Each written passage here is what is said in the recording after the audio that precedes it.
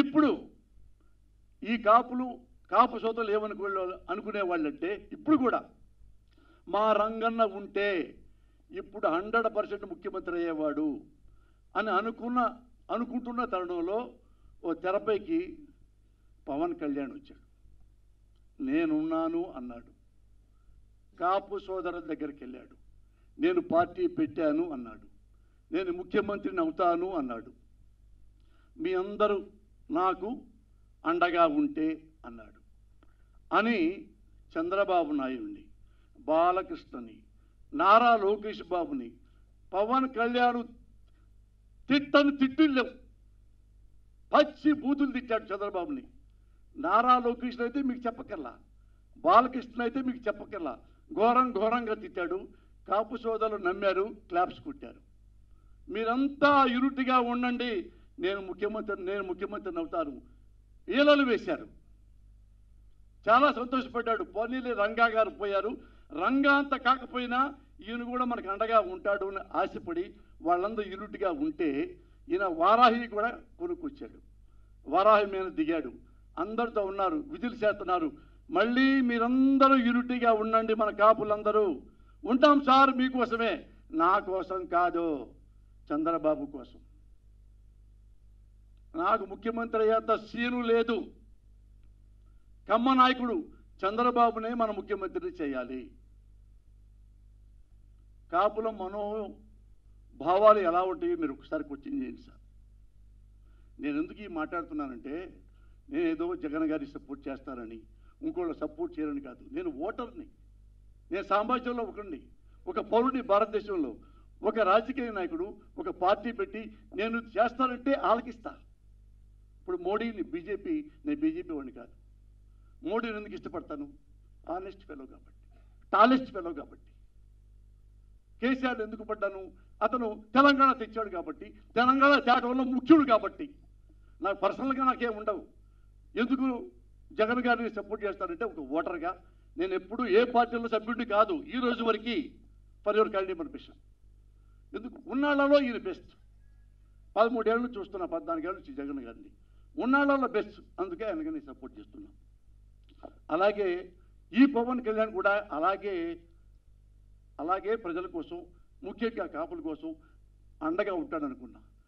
ఏ రోజైతే రోడ్డు మీదకి వచ్చి ఎవరైతే ఏ చంద్రబాబుని బూతులు తిట్టాడో అదే చంద్రబాబుని దేవుడని, కమ్మ కులస్తుడు, అతనికే ముఖ్యమంత్రి అర్హత ఉంది, ఆయనకే ఓట్లేని మన కాపులంతా.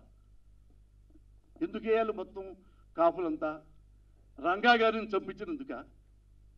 అవినీతి పరుడైనందుక? దేనికో చెప్పండి అంటే అడగొద్దు, సలహాలు అడగొద్దు ఉన్నాను. సలహాలు అడిగారంటే, నాతో ఇట్లా ప్రశ్నించారంటే మీరు వైసీపీ గూఢాచారం అని అనుకోవాల్సి వస్తుంది అని ఒక మాట మాట్లాడతాడు.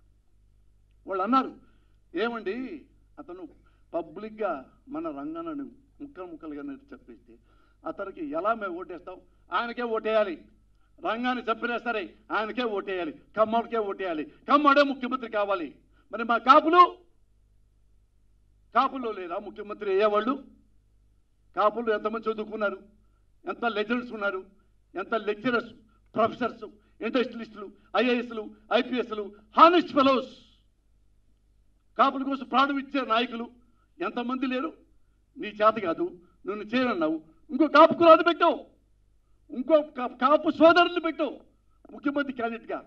నువ్వు చంద్రబాబుకు తిట్టి అప్పుడు క్లాప్స్ కొట్టించి నువ్వేమన్నా చంద్రబాబు క్లాప్స్ కొట్టమంటావు?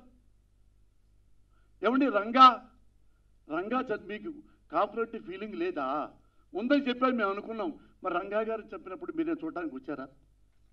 కానీ మీ ఇంట్లో ఉండేనా ఖండించారా? రంగా గురించి చెప్పలా. మరి మరి ఈయన ఉన్నాడు ముద్దగ పద్మనాభం గారు, ఆయన మెడబెట్టి నెట్టారు, అరెస్ట్ చేశారు చంద్రబాబు నాయుడు గారి ప్రభుత్వంలో. ఆడపిల్లల్ని ఆడపడుతుల్ని ఏడ్చేలా చేసి జీబీకి ఇచ్చారు, అరెస్ట్ చేశారు, అంత అవమానించారు మన కాపుకోలు వస్తుంది. అప్పుడు ఆయన ఇంటికి వెళ్ళలేదే, ఈ ఖండించలేదే, కబడ్దారు అనలేదే. కానీ నువ్వేం చేశావు? అవినీతి పొడి రాజమండ్రి జైల్లో పడేస్తే వామ్మో నా నాయకుడిని, వామ్మో మా చంద్రబాబుని జైల్లో పడేసారి పరిగెత్తుకుంటూ వచ్చి రోడ్డు మీద దొరికి వెళ్ళిపోయి జైలుకి వెళ్ళాం. కుడి చేతుల్లోనేమన్నా లోకేష్ని పెట్టుకున్నావు, ఈ ఎడం చేతుల్లోనేమన్నా బాలకృష్ణని పెట్టుకున్నావు, వెనక నీ మనసులోనేమన్నా మరోహరను పెట్టుకున్నావు, నీ గుండెలు ఏమన్నా చంద్రబాబును పెట్టుకున్నావు. అక్కడ జైల్లోకి వచ్చి అంత బిల్డప్గా మాట్లాడి ఆయన లేకపోతే నేను బతకలేను చంద్రబాబు లేకపోతే అన్నవాడివి కాపులు ఎందుకు రెచ్చగొట్టావు? ఎందుకు దుర్మార్గంగా మళ్ళా వచ్చిచ్చావు?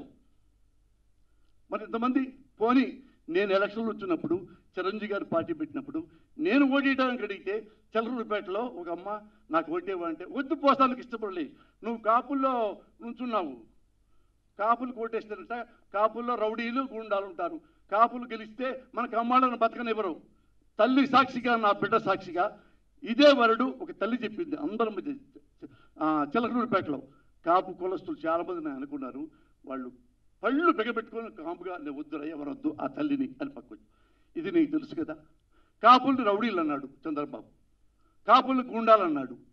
మరి ఎందుకు ఓటేయాలి? వేయాల్సిందే, కాపులకు ఉండాలన్నా అనుకుంటున్నా కానీ చంద్రబాబుకే వేయాలంతే. అడగదు, నో క్వశ్చన్, సలహా అడగదు, కబడ్డార్. ఇది ఎక్కడ పాలిటిక్స్, ఇది ఎక్కడ రాజకీయం అంటే నాకు డౌట్ వస్తుంది చాలామందికి. ఎందుకంటే ఈయన ఎంత ఇష్టపడుతున్నాడంటే, సడన్గా ఎంత ఇష్టపడుతున్నాడంటే, నేను కమ్మకలంలో పుడితే బాగుండేది అని ఫీల్ అవుతున్నావా?